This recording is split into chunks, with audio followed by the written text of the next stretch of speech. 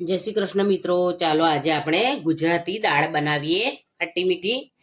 એની માટે મેં એક પેન લઈ લીધું છે, એમાં આપણે તેલ લઈ લઈશું, સૂકા મરચાં અને તમાલપત્ર ઉમેરીશું, રાઈ ઉમેરી લઈશું, સૂકી મેથી ઉમેરીશું, ટામેટું ઉમેરી લઈશું, લીમડી ઉમેરી લઈશું, આપણે 1 ચમચી આદુ મરચાં લસણની પેસ્ટ ઉમેરીશું, બરાબર મિક્સ કરી લઈશું।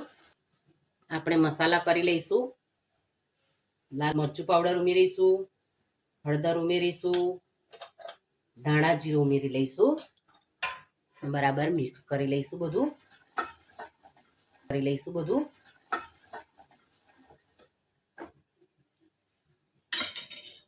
આપણા મસાલા બળે ને એટલા માટે આપણે પાણી ઉમેરીશું। આપણને ઉતાવળ હોય અને દાળ બનાવી હોય તો આ રીતે એક બાજુ વઘાર તૈયાર કરી દેવાનો અને એક બાજુ દાળ બાફવા મૂકી દેવા, તો આપણી દાળ સરસ તૈયાર થઈ જશે। 2-3 મિનિટ માટે થવા દઈશું એટલે ટામેટા આપણા ચડી જાય। તમે જોઈ શકો છો આપણા મસાલા એકદમ સરસ ચડી ગયા છે, જો મિક્સ થઈ ગયા છે એકદમ। તુવેરની બાફેલી દાળ ઉમેરી દઈશું। જો તમે જોઈ શકો છો આપણે દાળ ઉમેર્યા પછી પણ એનો કલર કેવો સરસ રહ્યો છે, લાલ। એટલે આ રીતે તમે દાળ બનાવશો ને તો તમારા દાળનો કલર પણ સરસ લાલ રહેશે, એને જોઈને તમને ખાવાનું મન થશે। હવે આપણે એમાં ગરમ મસાલો ઉમેરીશું, 1 ચમચી, થોડું મીઠું ઉમેરીશું, બાફતી વખત તો ઉમેર્યું છે પણ ફરી આપણે થોડું મીઠું ઉમેરીશું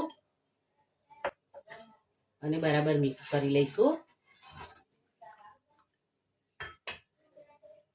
આપણે ખાટી મીઠી દાળ છે એટલે આપણે 1 ચમચી ગોળ પણ ઉમેરી લઈશું, બરાબર મિક્સ કરી લઈશું। આપણી ગુજરાતી દાળમાં ગોળ ના પડે ત્યાં સુધી આપણી ગુજરાતી દાળ કહેવાય નહીં, એટલે ગોળ અવશ્ય ઉમેરવો। આ રીતે આપણે દાળને હવે ઉકળવા મૂકીશું। તમને મારી દાળ બનાવવાની રીત ગમે ને તો તમે મને કોમેન્ટ જરૂર કરજો। તમે ક્યાંથી જુઓ છો એ પણ તમે મને કોમેન્ટમાં લખીને જરૂર જણાવજો। હવે આપણે દાળને ઉકળવા દઈશું। તો આપણી દાળ સરસ ઉકળી ગઈ છે, હવે આપણે ગેસની ફ્લેમ ઓફ કરી દઈશું। આપણે લીલા ધાણા ઉમેરી લઈશું। ગેસની ફ્લેમ ઓફ કર્યા પછી આપણે લીંબુનો રસ ઉમેરી લઈશું, એટલે આપણી ખાટી મીઠી દાળ સરસ તૈયાર થઈ જશે। તો તમે જોઈ શકો છો આપણી દાળ સરસ તૈયાર થઈ ગઈ છે। હવે આપણે એને સર્વ કરી લઈશું। તો તૈયાર છે અમારી સોમવતી અમાસ સ્પેશિયલ થાળી।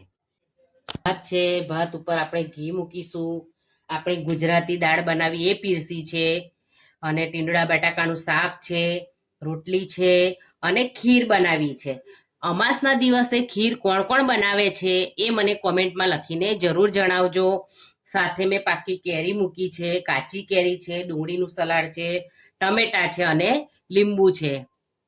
તો તમને મારી રેસિપી બનાવવાની રીત ગમી હોય તો તમે તમારા મિત્રો અને પરિવાર સાથે ચોક્કસ શેર કરજો, અને આપેલા બેલ આઇકનને જરૂર પ્રેસ કરજો, તો તમને મારા આવનારા વિડીયોની નોટિફિકેશન મળતી રહે।